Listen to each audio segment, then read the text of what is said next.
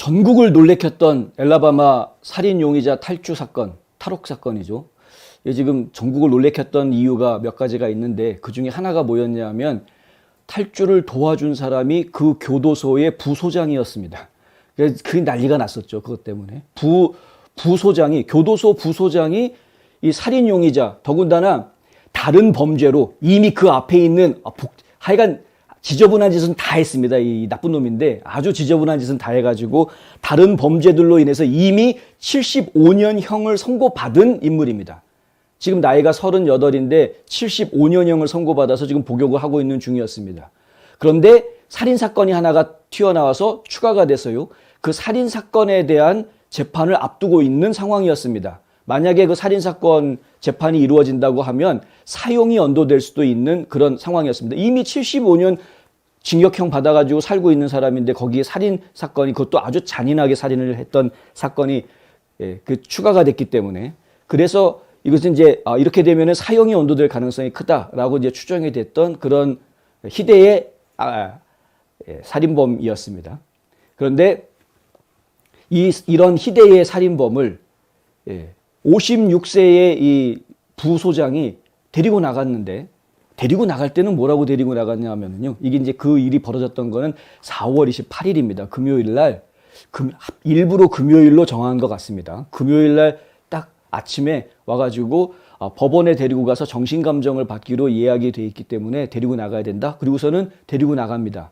보통은 이렇게 어떤 절차를 갖추기 위해서 죄수들을 밖으로 이송해 나가기 위해 가지고 감옥에서 밖으로 데리고 나오는데 걸리는 시간이 제법 걸리는데 지금 그날 같은 경우에는 불과 2분 만에 데리고 나왔다는 것이죠. 그러니까 미리 다 짜여진 각본에 의해서 움직였던 것으로 그렇게 파악이 되고 있습니다.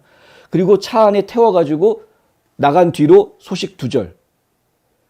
몇 시간이 지나도 돌아오지 않으니까 교도소 안에서 이제 교도관들이 연락을 취해봤겠죠. 연락도 안 되고. 그래서 결국은 법원에 또 문의를 해봤겠죠. 법원에 갔다고 그러는데, 그러니까 법원에서 뭐라고 얘기하냐면, 그런 예약 없는데요? 이렇게 된 겁니다.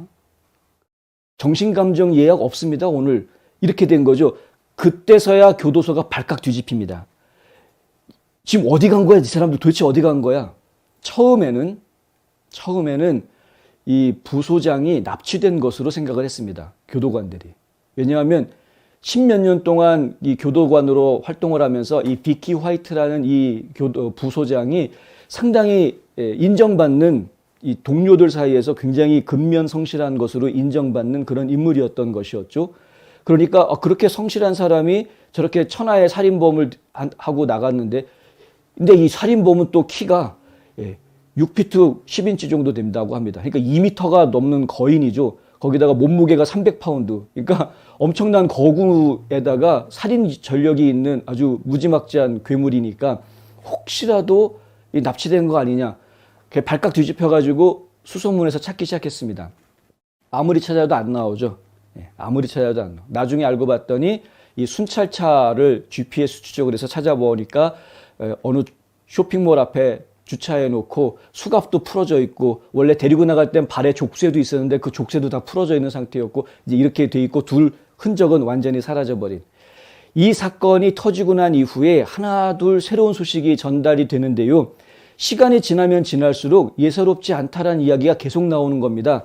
비키 화이트가 은퇴 신청서를 냈었고 그날 데리고 나간 그날이 하필이면 마지막 근무하는 날이었고 금요일이었다라는 점. 보통 이제 주말이 되면은 교도관들이 일하는 사람 숫자가 좀 줄어들면서 추적 같은 것이 쉽게 진행이 되지 않을 수 있기 때문에 일부러 노리고 시간을 벌기 위해서 금요일 날 탈출하는 것이다라는 이제 논리가 성립이 되는 것이고요. 그리고 살고 있던 집을 한 달 전에 팔았다라는 것도 알게 됩니다. 이제 조사를 하다 보니까 한 달 전에 집을 팔았는데 원래 집 가격보다 훨씬 싸게 92,000불인가에 팔았답니다. 아무리 엘라바마라고 하더라도 집값이 9만 불 때 나오는 거는 요즘 같아서는 쉬운 일이 아니죠. 당연히 몇십만 불 나와야 될 텐데 근데 그냥 헐값에 팔아가지고 현금화하고 이 목요일 날, 그러니까 금요일 날 탈출했는데 목요일 날 은행에서 9만 불을 현찰로 찾은 기록들이 다 이제 수사해 보니까 나오게 됩니다. 이때부터 지금 이제 이 지역의 엘라바마 주에 있는 보안관들은 난리가 났습니다. 야, 이게 계획된 탈주인 것 같다. 이제 이렇게 됐고요. 당장 직위 해제 명령이 떨어지고 둘 다 수배령이 떨어지게 됩니다. 그런데 이미 초기에 놓쳤기 때문에 상당히 멀리 도망을 갔을 것이다 라고 지금 이제 추정을 하고 계속해서 넓혀왔었죠. 반경을 넓혀오다가 그러다가 이들이 이제 도주할 때 이용했던 것으로 여겨지는 차량이 발견이 되는데 하나는 이제 버려진 채로 차량이 발견이 돼서요. 그게 테네시주에서 이제 발견이 됩니다. 엘라바마주에서 탈출해가지고 테네시주까지 이제 빨간 차를 타고 갔다가 거기서 빨간 차를 버리고 그리고 이제 또 다른 차를 사서 이동한 것으로 보는데 또 다른 차를 샀으니까 어디선가 차를 산 흔적이 있지 않겠느냐. 그렇게 해서 결국은 차량을 판매하고 사들이고 한 그런 흔적들을 찾아다니면서 쫓아갔다가 어디까지 올라갔느냐. 인디애나주까지 올라갑니다. 최종적으로 마지막에 인디애나주에서 이들이 경찰에 발견이 되고 추적을 당하는데 이제 숨어있던 모텔에 경찰들이 닥쳐오니까 거기서 도망을 치고 인디애나 경찰들이 이제 막 쫓아가면서 추격전이 벌어지게 되고요. 추격전을 벌이던 끝에 결국에는 차량이 이렇게 망가지게 됩니다. 뒹굴러가지고 망가지게 되고요. 예. 그런데 그 안에서 이 비키 화이트는 본인한테 총을 쏩니다. 그래서 자살을 시도한 것이죠. 이 나쁜 놈은 그냥 운전대 잡고 있었는데 이놈은 그냥 그대로 경찰한테 항복하고 투항을 합니다. 이제 시간이 지나면은 왜 도대체 이 비키 화이트라는 사람, 이 사람은 이제 케이시 화이트고요. 범인은 둘이 화이트인데 라스트 네임이 똑같이 화이트긴 하지만은 친척 관계는 일체 아니라고 합니다.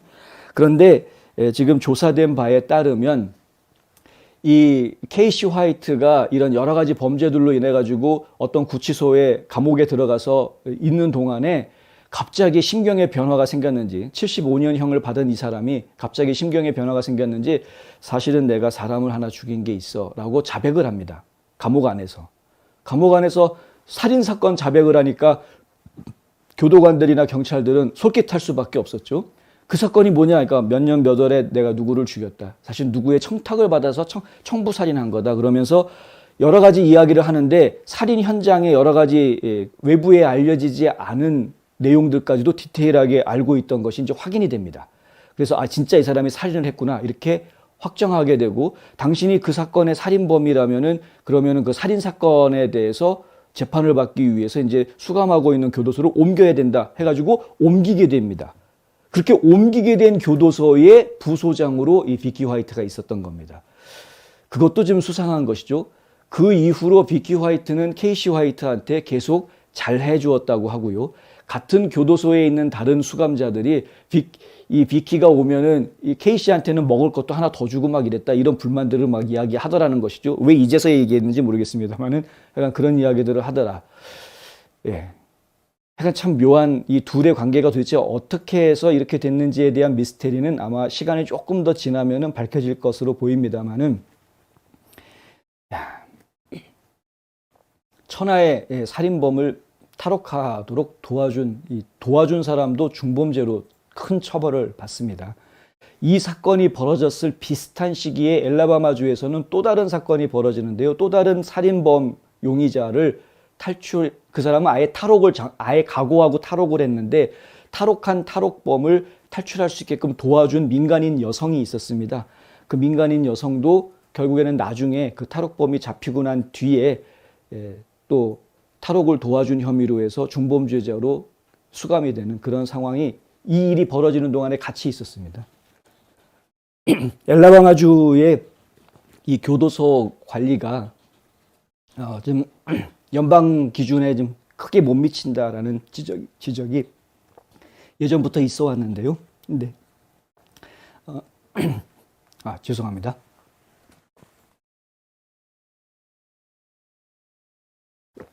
네.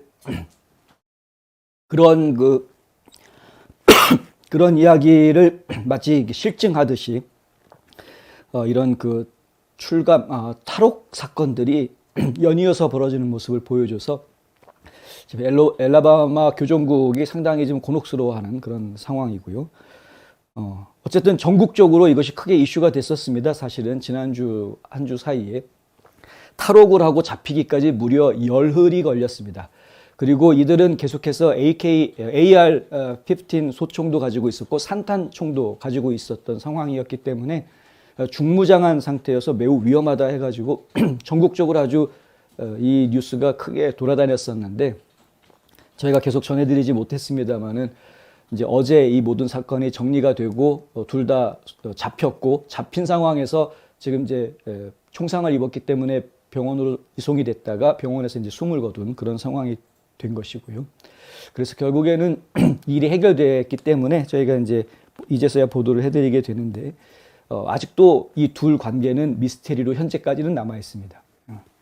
참 세상엔 별일이 다 있다.